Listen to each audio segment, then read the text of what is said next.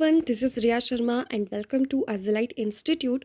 सो कल की हमारी वीडियो में हमने सी टेट 2016 को जो था उसका 13 क्वेश्चंस को सॉल्व किया था।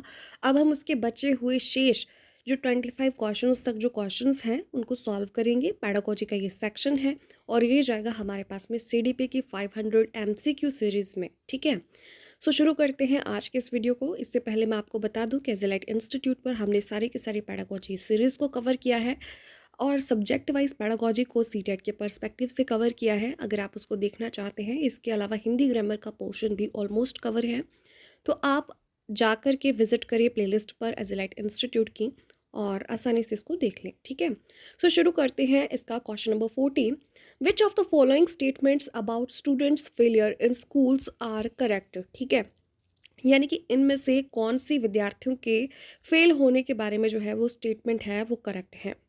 ऑप्शंस है आपके पास में, students belonging to certain caste and communities fail. बोला कि किसी कुछ एक ना विशेष जातियां हैं और कुछ एक कम्युनिटीज हैं जो कि फेल ही होती हैं since they do not have ability, क्योंकि उनमें क्षमता नहीं होती है। साइकोलॉजिकली देखा जाए तो ये बिल्कुल गलत बात है, क्योंकि आज जो है जैसे जैसे अवसर मिल रहा है, हर एक कास्ट और हर एक कम्युनिटी जो है वो अपग्रेड हो रही है और ऐसा कुछ नहीं है कि किसी की कास्ट के बेसिस पर एबिलिटीज़ कम होती हैं। तो ये गलत है स्टेटमेंट टोटली। सेकंड है, student fails in schools because appropriate rewards are not offered to their for their learning. ठीक है, बोले स्टूडेंट्स इसलिए फेल हो जाते हैं क्योंकि उनको अप्रोप्रिएट रिवार्ड जो है वो नहीं मिलते हैं। तो ऐसा भी बिल्कुल गलत है, क्योंकि आजकल स्कॉलरशिप्स भी चल रही हैं। स्कॉलरशिप्स के अलावा एनुअल प्राइज डिस्ट्रीब्यूशन फंक्शन भी होता है और मोटिवेशन के लिए टीचर्स जो है वो कुछ ना कुछ देते ही हैं। इवन पेरेंट्स भी हमारे अगर पोजीशन आती है तो कुछ ना कुछ रिवॉर्ड हमें देते हैं। ओके, सो ये स्टेटमेंट भी गलत है। Students fail because teaching is not done in a manner in which it is meaningful to them. हाँ, ये कुछ हद तक करेक्ट हो सकता है, क्योंकि हमारे अगर टीचिंग मैथडोलॉजी में कहीं ना कहीं कमी रह जाएगी तो बच्चों का इंटरेस्ट भी कम होगा।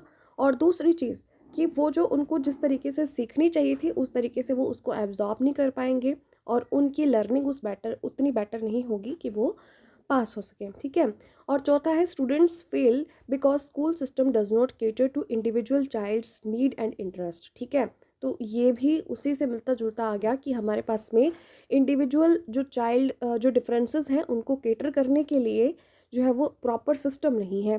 ठीक है, तो इसका सी और डी ऑप्शन करेक्ट हो जाएगा कि ये जो है वो हमारे पास में करेक्ट हैं जिसकी वजह से बच्चे फेल हो जाते हैं। तो option number 2 is correct here. C and D options जो हमारे पास में स्टेटमेंट्स हैं वो करेक्ट हैं। नेक्स्ट क्वेश्चन पर मूव करते हैं। Question number 15। Two students read the same passage yet construct entirely different interpretations of its meaning, which of the following is true about them. बोला कि दो बच्चे एक पैसेज पढ़ते हैं। ठीक है, पैसेज होता है कि मतलब हमारे पास में एक स्टेटमेंट से भरा हुआ एक आप कह सकते हैं पैसेज।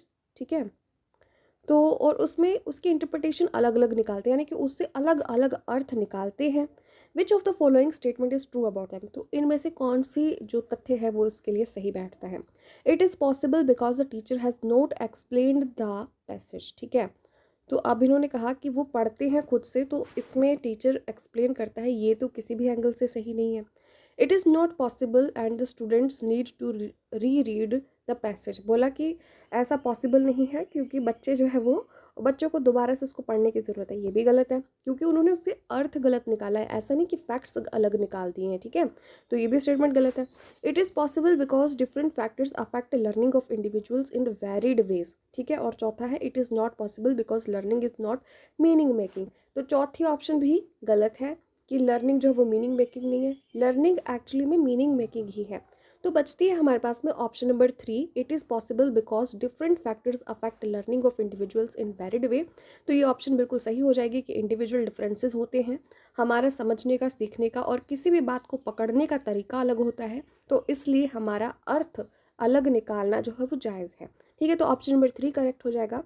नेक्स्ट क्वेश्चन की बात करें, according to the national curriculum framework 2005 learning is dash and dash in its character. ठीक है, तो ऑप्शंस है passive and simple, passive and social, active and simple, active and social. तो इसका ऑप्शन नंबर 2 करेक्ट हो जाएगा कि हमारे पास में एनसीएफ के अकॉर्डिंग लर्निंग जो है वो एक्टिव है और सोशल है इसके फीचर्स में। नेक्स्ट बात करें क्वेश्चन नंबर 17 की, तो to enable students to think independently and become effective learners it is important for a teacher to, options है teach students how to monitor their own learning, second option है offer rewards for each success achieved by the students, third option है give information in small units और chunks, fourth option है present information in an organised manner to make it easier to recall. ठीक है, तो इसमें से हमारे पास में इंडिपेंडेंटली थिंकिंग उनके अंदर क्रिएट करनी है और इफेक्टिव लर्नर उनको बनाना है, तो उनको अपनी ही लर्निंग को मॉनिटर करना हमें सिखाना होगा। तो ऑप्शन नंबर 1 जो है वो करेक्ट हो जाएगा, teach students how to monitor their own learning.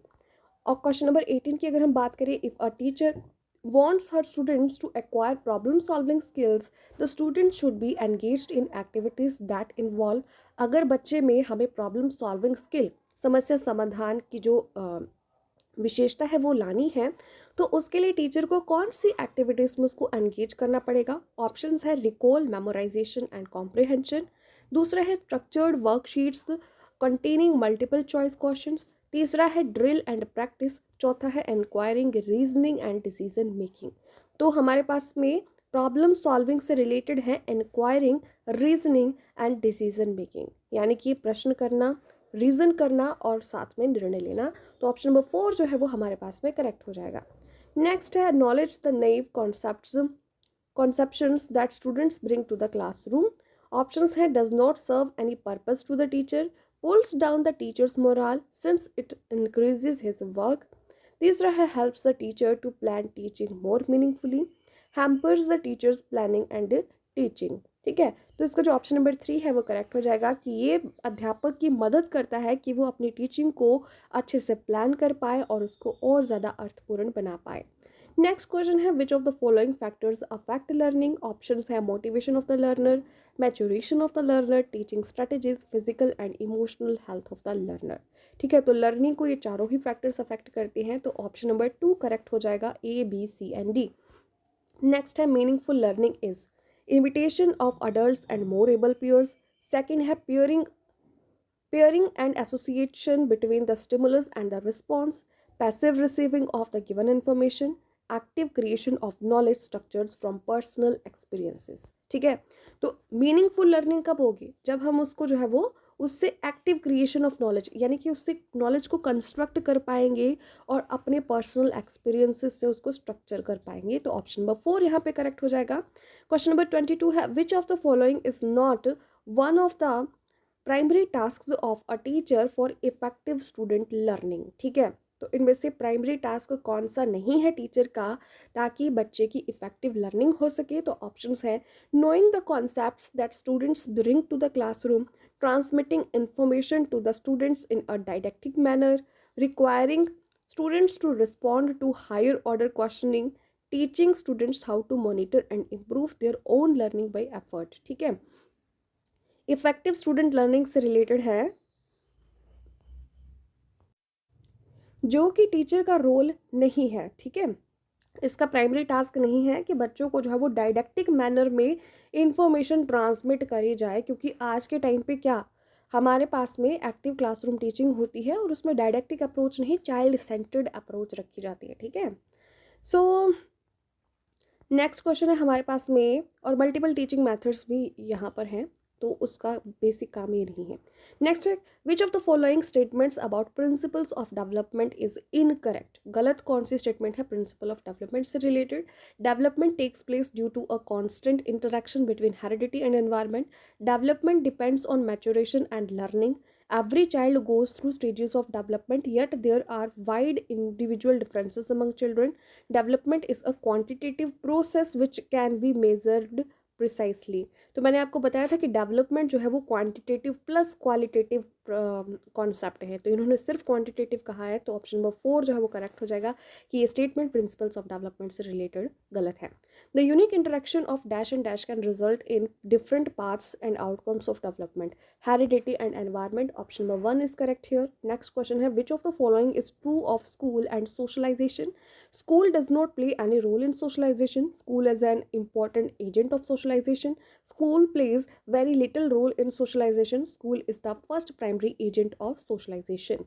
तो ये इसका हमारे पास में सेकंड ऑप्शन करेक्ट हो जाएगा, school is an important agent of socialisation.